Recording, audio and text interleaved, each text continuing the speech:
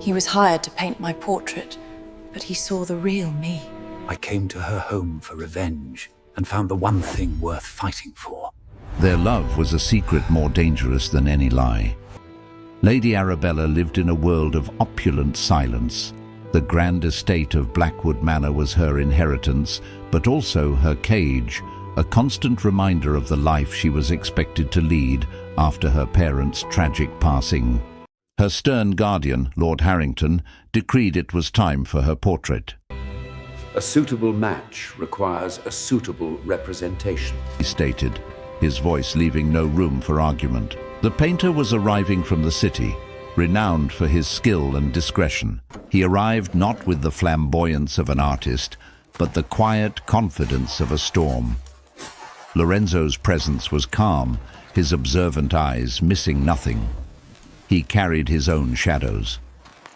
Try to look less pensive, Arabella. Lord Harrington instructed before leaving the solar. Alone with the painter, an uncomfortable silence stretched. Lorenzo simply studied her, his look not of judgment, but of profound curiosity. Who told you to sit like that? Lorenzo asked, his voice a low, resonant baritone. The pose is for them. I am not painting for them. I am painting you. It was the first time anyone had distinguished between the heiress and the woman. What is your favorite book? Do you prefer the sea or the forest? The forest, undoubtedly. There is something comforting about the shadows. He began to ask questions, not about her fortune, but about her thoughts. What was her favorite book? Did she prefer the sea or the forest? With every answer, her formal posture softened. Arabella found a discarded sketchbook. Instead of formal poses, it was filled with quick, beautiful drawings of her, laughing, looking out the window, lost in thought. He saw a version of her she didn't know existed.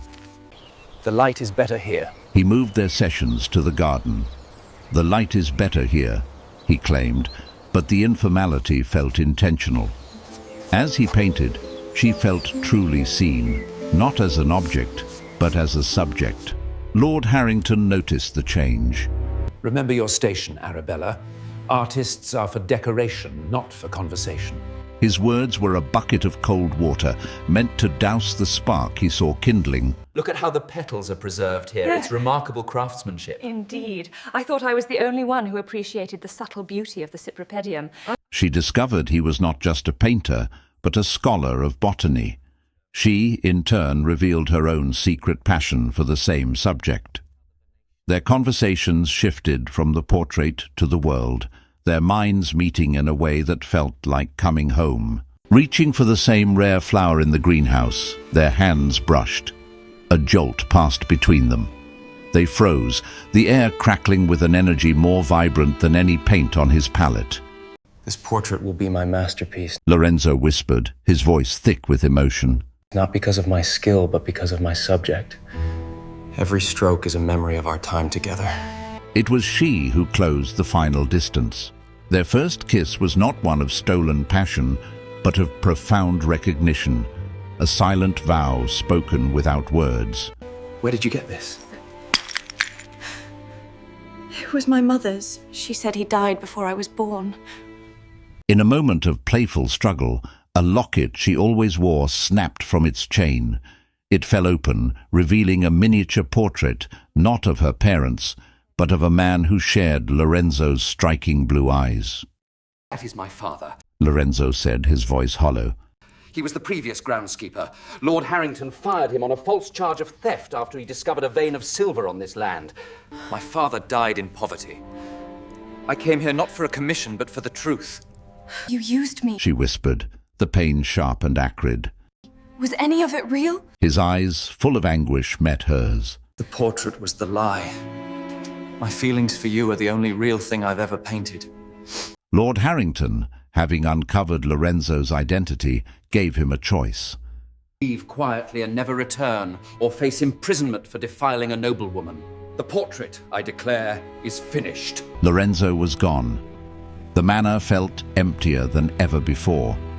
The portrait sat in the main hall, a masterpiece that captured her soul, but now felt like a tombstone for their love. Cleaning his abandoned studio, she found his father's old journals, hidden behind a loose brick. They detailed the exact location of the silver vein and contained letters proving Lord Harrington's treachery. She was no longer a girl to be commanded.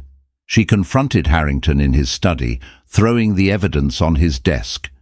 You will leave my house, or you will face the courts, she declared, her voice steady and cold.